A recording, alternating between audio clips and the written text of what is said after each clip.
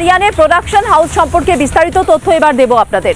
শ্বেতা আরিয়ানের প্রোডাকশন হাউসের আড়ালে যেভাবে তারা পর্নোগ্রাফি চালাচ্ছিল সেটা তারা চালাচ্ছে বিগত 4 বছর ধরে। কারণ 4 বছর আগে প্রোডাকশন হাউস তারা লঞ্চ করে, যার নাম তারা দেয় ইশারা এন্টারটেনমেন্ট। আচ্ছা বেশ, তাই ইশারা এন্টারটেনমেন্টের কি কাজ এখনো পর্যন্ত সামনে এসেছে? বিগত 4 বছরে 11টা ভিডিও শ্যুট করেছে ইশারা এন্টারটেনমেন্ট। এই শ্যুটটাতে তাদের ভিডিও শ্যুট এটা সাধারণ মানুষকে দেখানোর জন্য, অর্থাৎ প্রোডাকশন হাউস রাখার জন্য।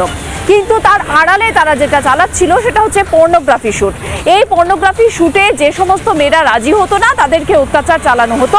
সোদপুরের যে যুবতী তার যে বক্তব্য তাতে এটা স্পষ্ট হয়েছে যে শুধুমাত্র সোদপুরের যুবতী নয়, আরও বেশ কয়েকজন মহিলা যুবতী এই ফাঁদে পড়েছিল। এবং ওই সোদপুরের যুবতী যখন বারণ করে যে সে পর্নোগ্রাফি শ্যুট করবে না, তখন তার উপর অকথ্য অত্যাচার চালানো হয়, যে অত্যাচারে তার শরীরে সিগারেটের ছ্যাঁকা পর্যন্ত দেওয়া হয়। এবং এই মুহূর্তে দাঁড়িয়ে শ্বেতা এবং আরিয়ানের প্রোডাকশন হাউস সম্পর্কে আরও তথ্য সংগ্রহ করছে পুলিশ।